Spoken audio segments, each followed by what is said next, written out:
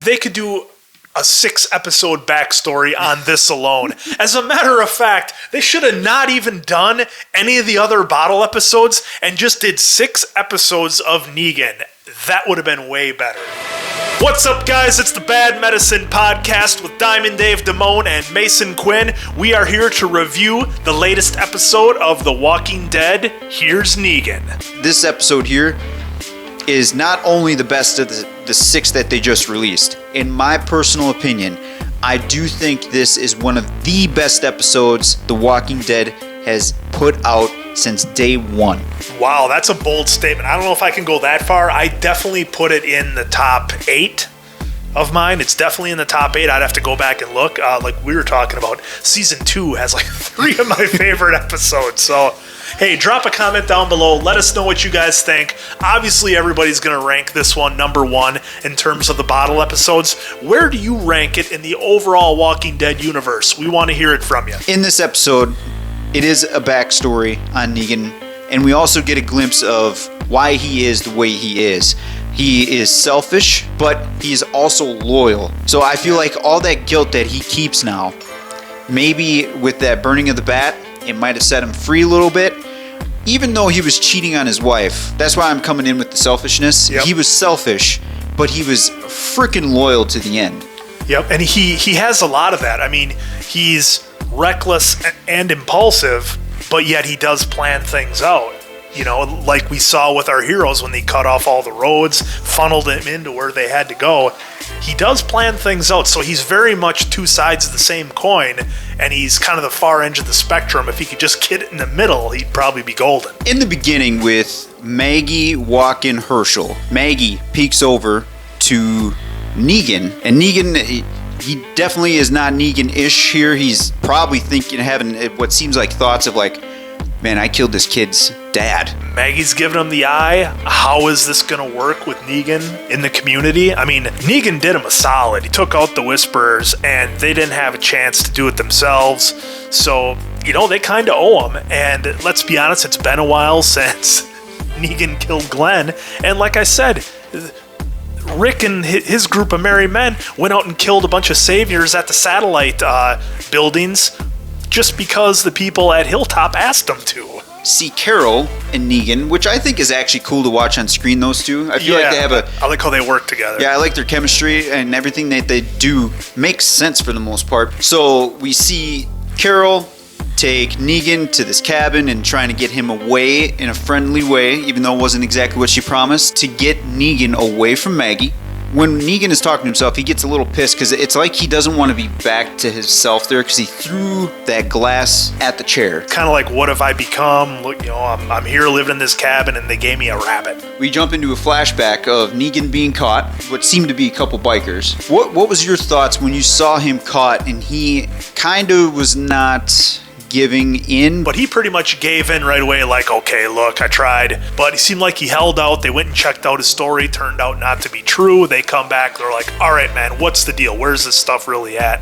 Negan eventually gives in, tells him where it's at, and then we jump to some more flashbacks. But towards the end of the story, we see that, yes, the bikers did indeed find the doctor and Laura. I honestly thought when he was taking the map and writing it down where it was, I thought it was just a way to blow him off and take him off course, but he actually gave him up. I was like, wow, he actually went that far to give him up. Yeah, there's a lot of little nuggets like that in this episode. So now we see Negan in a 12-year flashback running through the woods, and we stumble upon a doctor, which is very valuable, which also makes you think, oh, when does this guy die, right? Yeah, because it's The Walking Dead. Hanging out in an RV with all kinds of medical supplies. You're not a target or anything. It was interesting to see Negan at that point in time because he was like, I got a gun. I'll use it if I have to. We get to see a character that's still technically alive. Still alive, Dead. yeah. Laura, you might remember her, which was interesting because they kept referring to Laura as Dr. Franklin's daughter. So it's like, what kind of story is there? You know, how obviously when we meet the saviors, I don't think Dr. Franklin's around, so something must have happened there. She eventually hands him Lucille. What becomes Lucille, yeah. Yeah, she hands him the baseball bat. That was great to see Lucille just come over and bang. Yeah. Like nothing. As she carrying her chemo thing with her. I did pop for that because I was like, oh, that's something different finally, right? Seeing, someone sick being at that stage of the start.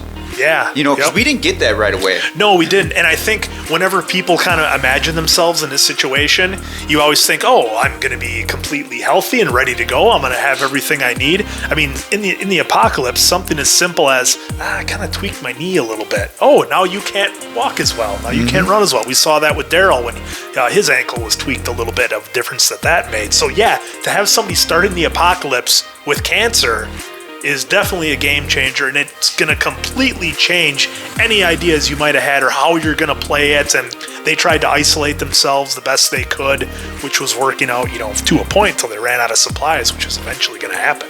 And the thing that I always like seeing on The Walking Dead is I love the flashbacks to just before the apocalypse, because let's be honest, guys, that's always the most badass, coolest part of the apocalypse in media when they show it, is when it first happens. People don't know how to kill zombies. We saw Negan, he's got goggles on and leather gloves, and he stabs a thing in the head with a knife, and that doesn't do it. And he's like, what am I doing wrong here? And it's, zombies are actually a threat in the beginning. Now they're at a point where they're just background noise.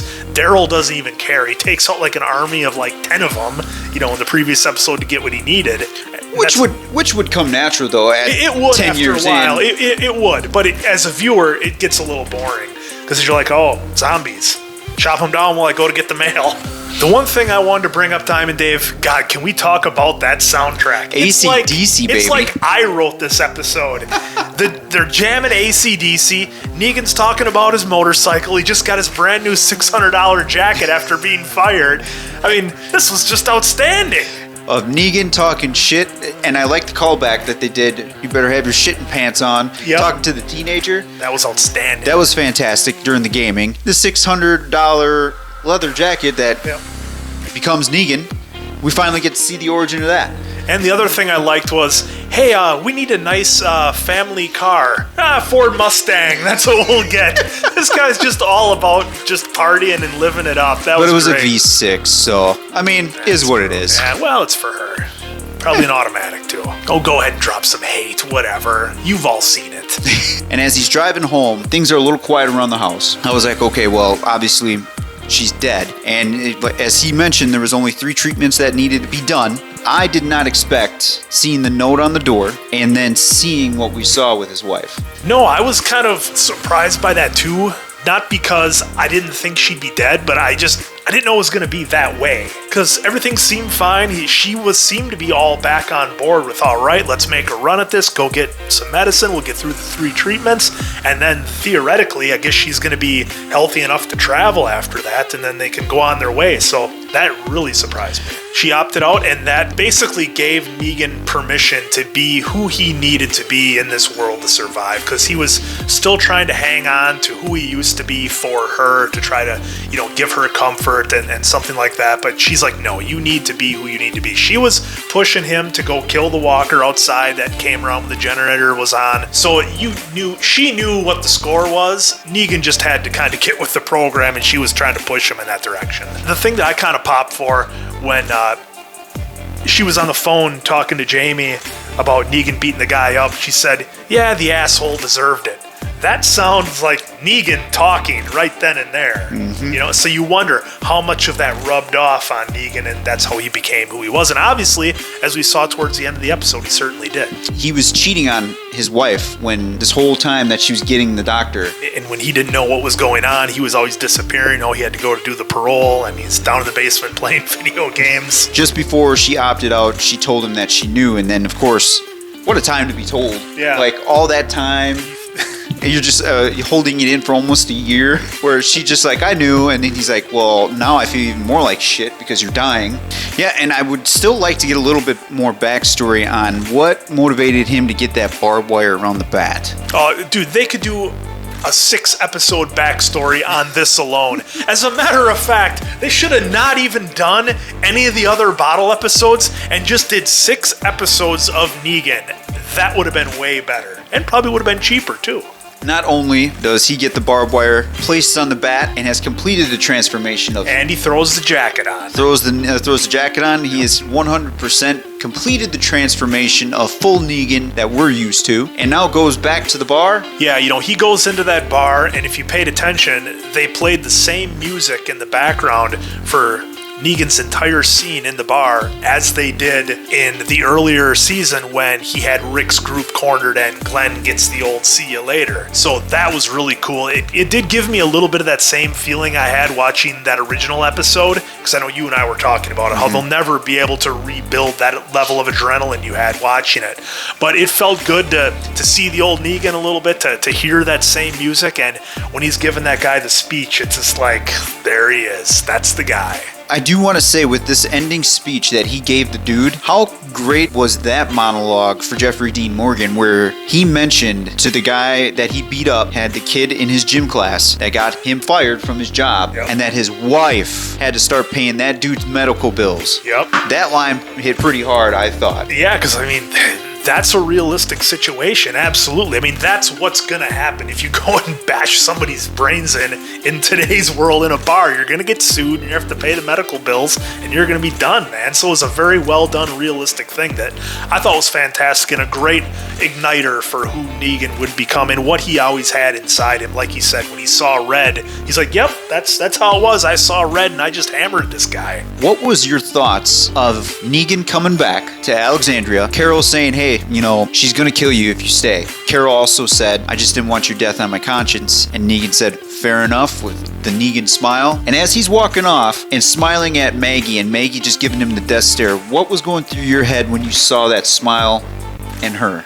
I was thinking Negan's giving her the shit-eating grin, like, I know what's coming. If you want to do it, let's just get to it kind of thing. Because, again, I don't see where Maggie has a leg to stand on with all the people they killed. And it's like, look, you killed people, I killed people, we all did terrible things.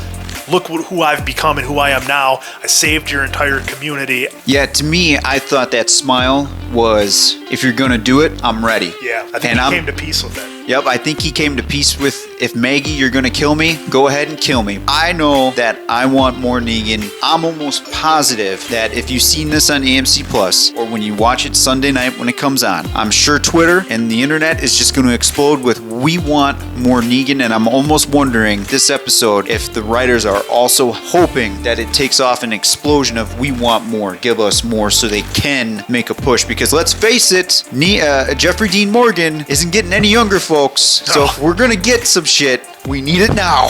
And make sure you like, comment, subscribe, bang that bell, smash that subscribe button. We love reading your comments when you drop them down below. This was the review for The Walking Dead. Here's Negan. Little pig, little pig.